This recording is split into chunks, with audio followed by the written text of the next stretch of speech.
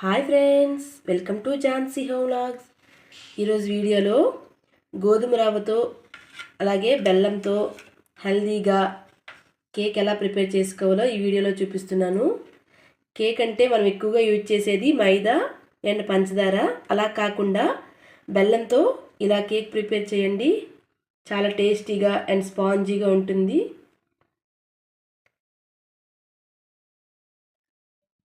ఈ cake recipe కోసం 1 cup Bombay రవ్వ, అదే సూజీ అంటారు కదా, సూజీ ఉప్మా రవ్వ అంటారు. ఆ రవ్వని 1 కప్పు వరకు తీసుకుంటున్నాము. ఈ రవ్వను మిక్సీలో వేసి ఇందులో 2 ఇలాచీ వేసుకొని మెత్తగా మిక్సీ పట్టుకోవాలి. ఇలా మిక్సీ చేసి పెట్టుకున్న గోధుమ రవ్వ పౌడర్ను ఒక మిక్సింగ్ బౌల్లోకి తీసుకోవాలి.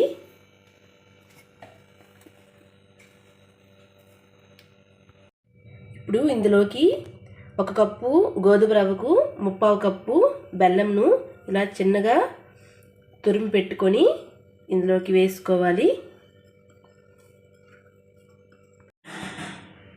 ఇందులోకి 3/4 కప్పు వరకు కాచి చల్లార్చిన పాలను వేసుకోవాలి. పాలను వేసుకున్నాక మొత్తాన్ని ఇలా ఒకే డైరెక్షన్లో బాగా కలుపుకోవాలి.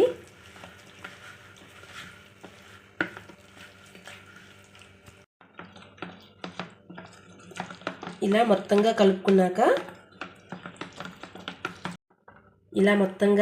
బాగా కలుపుకున్నాక ఒక 20 నిమిషాల పాటు మూత పెట్టేసి పక్కన పెట్టుకోవాలి.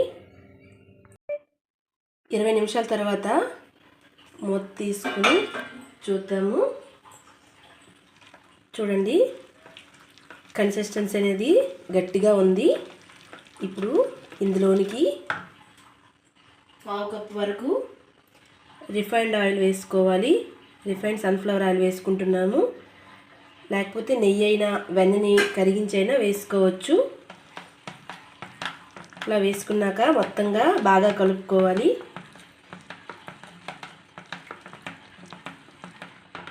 ముప్పావు కప్పు వరకు పాలను తీసుకున్నాము.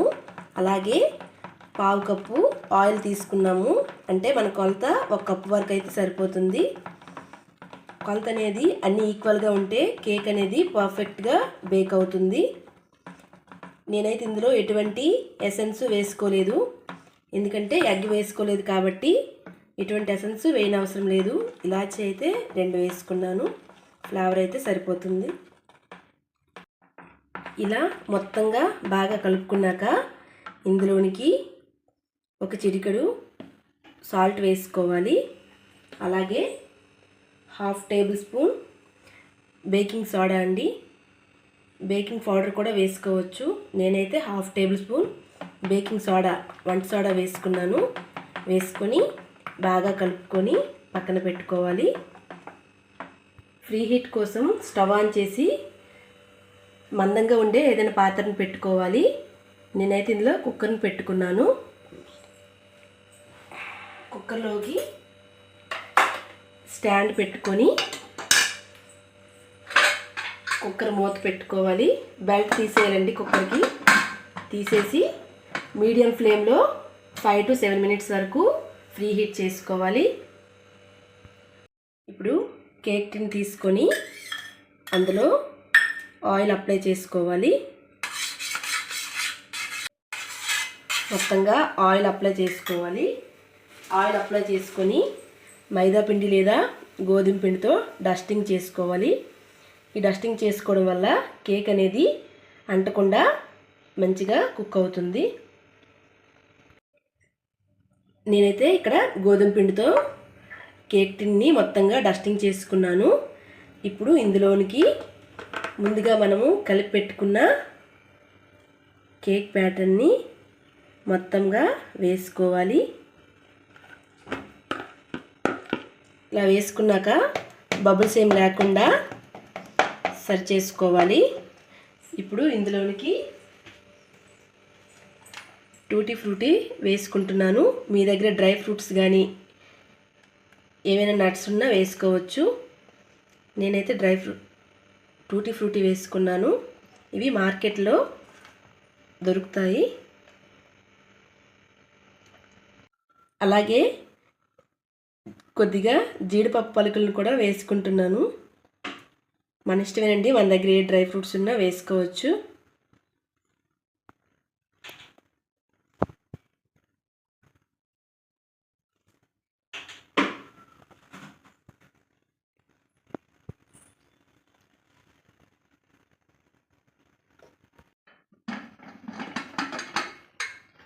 కుక్కర్ అయితే ఫ్రీ హీట్ అయిపోయింది.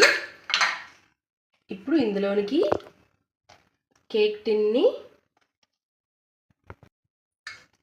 ఇలా కుక్కర్లో పెట్టుకొని బెల్ట్ తీసేసి అలాగే విజిల్ కూడా తీసేసి 25 to 30 minutes లో ఫ్లేమ్లో కేక్ని కుక్ చేసుకోవాలి.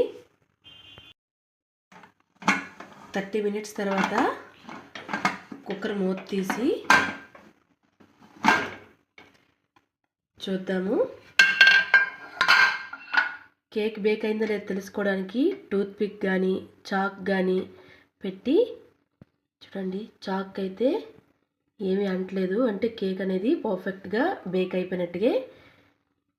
ఇప్పుడు స్టవ్ ఆఫ్ చేసి కుక్కర్ని కిందకి తీసుకోవాలి. స్టవ్ ఆఫ్ చేసిన వెంటనే కేక్ టిన్ అయితే బయటికి తీసేయాలండి, లేకపోతే కుక్కర్ వేడికి కేక్ అనేది మాడిపోతుంది. ఇప్పుడు 10 నిమిషాల పాటు చల్లగా చేసుకోవాలి. కేక్ అంతా చల్లబడిన తర్వాత చాక్తో ఇలా అంచుల చుట్టూ కాస్త ఇలా తిప్పుకుంటే కేక్ అనేది ఈజీగా డిమోల్ట్ అయిపోతుంది.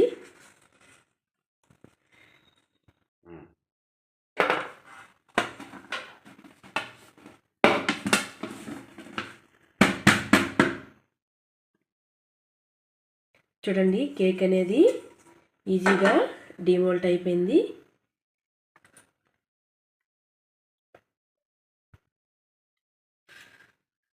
చూడండి, గోధుమ రవ్వ బెల్లం కేకు పర్ఫెక్ట్గా బేక్ అయింది.